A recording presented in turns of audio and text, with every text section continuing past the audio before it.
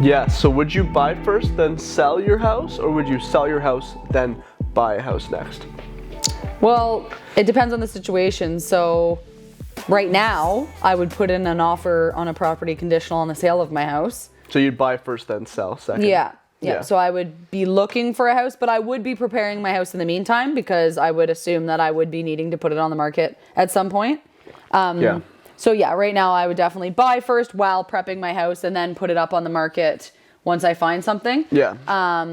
And unless I was planning on doing something big, like say I was moving out east, then I may sell here first, go out east, rent a place because it's so far, and figure things out once I'm out there. Yeah. But otherwise, yeah, I would just look for houses while I'm prepping my house in the background to get it up quickly, and then make it conditional on the sale of my property. Yeah, makes sense. I think the best way to look at this, if you're thinking about which one to do, is I think it all depends on the market. So I think if the market is really, really, really, like, not to get too much into like real estate terminology, but seller's market and buyer's market. So basically a seller's market just means there's a lot of bidding wars. It's favoring selling. It's good to sell. Buyer's market, it's the opposite. So if it's a seller's market, it's a great time to sell. Bidding wars are easy. That means it's going to be easy to sell your house. That's the easier thing to do then. Then what I would do is I would try and do, I would go buy first, then I would sell, do the hard thing first. The reason why is because if you, for me, I always tell people like moving, the whole point of moving is to be excited about the next house. So if you sell your house first and you're in a position where you need to have the money to obviously close on your next house, like most people are, then when you have to move out by matters, right? Mm-hmm. So you only have so much time then to buy your next house. So in that situation, you're kind of under a time crunch because you sold first, and that puts pressure on you. And I don't think that's the point of moving. You don't want to settle either on the wrong house. Exactly, because that's not the point of moving. The point of moving is to find the right house. So if it were me, I would say I would ideally always buy first, then sell. So that way you can make sure you're not making sacrifices and you can actually buy what you want. And then when you go to sell, because it's a seller's market, you're not going to have an issue with it selling. It's going to be fine. Just go over the value of your house in advance with the real estate agent. Make sure it's thorough. So that way there's no surprises. You don't go out and buy a house and realize, oh crap, like my house is $50,000 less than I thought. Well, I don't think I can sell now. Well, you just bought a house, so you're kind of screwed. You don't want that to happen. So go over the value. If you're happy with the numbers and it's a hot market, seller's market, go buy your house, take your time with that, get that done. That'll be the hard part because of bidding wars. Once you get that, then boom, sell your house, won't be an issue. You've already gone over the numbers, and then you're good. If the market is like the opposite, so the market is kind of more like now, it's technically like a balanced market, but if it was like a buyer's market where there's no bidding wars, there's lots of houses, you can take your time with like offering on a house because there's not a lot of competition. What I would do in that situation is I would still right now buy first, then sell, even though it's the same answer as before, because of the same reasons, but also because getting conditions on your offer are going to be a lot easier. Like what I mean is, in a hot market, if you're up against 6 other offers, to have a condition on the sale of your house really weakens your offer. Oh yeah, you're probably not going to get So the only way you're going to be able to buy a house first is to not have that condition. Yeah. But because you've already gone over the numbers, the risk is way less and it's fine. So that's why I would still do it, right? Mm-hmm. And in the opposite market, a buyer's market, in this case, you can just have the condition.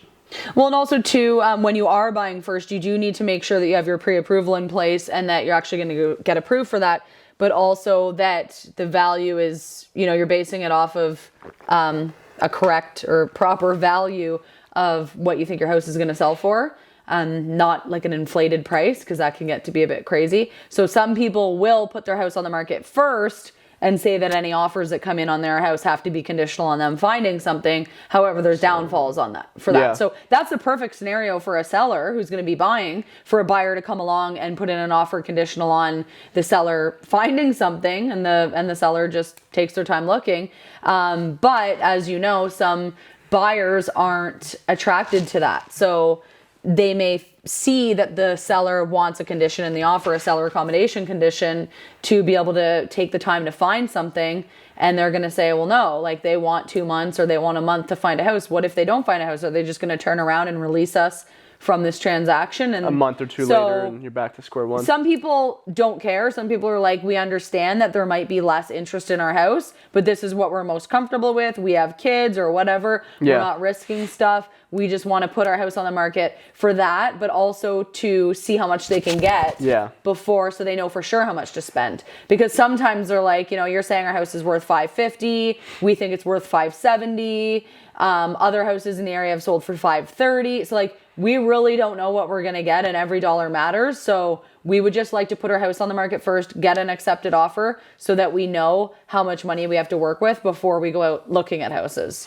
So everyone's situation is different. There's no like right or wrong. Exactly. I know you asked me what I would do, and that's what I would do, go buy first. But the seller accommodation situation works better for people that I guess maybe aren't looking for something super specific. So say they're just like in a 1-bedroom condo and they're having a baby and they're like, all we need is something bigger. 2 bedrooms, 3 bedrooms, sure, whatever. Then it's more likely they're going to find what they're looking for during that timeline of the seller accommodation, like the 3 weeks or whatever, right? Yeah. No, I think it, like, because when you were saying there that, you know, if they need to make sure they find their next place, so they need the seller accommodation, otherwise they don't want to move kind of thing, then I'd say, well, just buy a house first. But then the argument's like, well, it depends on how much I get for my house. Right. So it's like, well, then you should know the value of the house, and the realtor should give you a nice, thorough value, and that should be pretty accurate. But if it's so close, the numbers, where it's like, if I get 10K more than what you're saying, it makes a difference on what I can buy. Well, then I would say, okay, then you should sell first, have the seller accommodation, because you aren't going to sell unless you find your next place. So that way you're protected. You have the ability to find your next place, and if you don't, you back out. You haven't sold your house to anyone. You just carry on with your life. And then because it's now sold, you know exactly how much you have, how much you'll net, and then that determines your budget on the buying side. So it just really depends on the person's situation. I think that a more general answer that is usually applicable in most situations is just trying to buy first then sell, so that way you aren't making sacrifices, and that you're taking your time and you're looking, and then when you find the right house, because that's what it's all about, then you just protect yourself in the offer by having a condition to sell your house for 3 or 4 weeks. Now that'll weaken your offer if you're in a bidding war when you're buying a house, but in this market that's not that common, so you can easily get away with that. And I think people just sitting down with their realtor, explaining their personal situation. The realtor should guide you for sure on this, because it's really dependent on the situation. If they're, experienced and familiar with this, they should be able to tell you, exactly what they think. Yeah, because imagine the situation there where it's like, it really depends on like how much money I get for the house, right? On the numbers. Imagine if that's not really the case or something, and their agent's like, oh, don't worry, like, we'll make sure you find your next place. We'll have a seller accommodation condition in the offer. The person didn't really realize that can really lower the amount of interest on your house, because buyers are like, nah, I don't want to have to give them 3 weeks to find their next place. Yeah. And you didn't know that. Then all of a sudden you're like, why am I getting like 12 showings on my house and no one's offering on it? Well, it's because you're asking for a seller accommodation condition. So they need to be educated on what that actually means, the pros and cons of, what it means. And the pros and cons of it too, because some people have no idea. There's people that will skip right by it and be like, because if they don't get the effect of it, all they know is that protected me, so it's obviously a good thing. So they just did it because they didn't know that it would cause this other thing to happen, lack of interest. Right. So like, it really does matter on the agent and making sure they explain to you how it all kind of works overall. So there's no real right answer, but it just depends. Another good situation to be in is to if you can sell your house, know how much money you got, especially in the market where it was really hot, because you could sell for like $150,000 more than you thought, like, when the market was really hot, and that could change your budget like insane, right? You could go from buying a house at $700 to $900 just because you sold your house for an extra $150,000 or $200,000 in that case. So if you're in a situation where you can sell your house first, get out of your house, go move in with mom and dad or something, and then it sucks for a bit, and then take your time buying a house, that's perfect, because you've sold, your budget, you got your money, deal's closed, you're moving in with parents, now you're moving twice in with parents into the next house, so that sucks, but then you can take your time buying, as much as you're able to take your time with it, and then go buy a house. So it depends on the situation, basically. For sure. Yeah, what would you do right now if you were going out to buy a house? Would you sell it? Would you put yours on the market, or would you start looking first? I would buy first. You'd buy first, and then just put the SOBP condition in the offer, like to sell your house, or to sell your house. Yeah, that's what I would do too. Sweet, that was a good chat. Let's do it again. Jess. Do it again.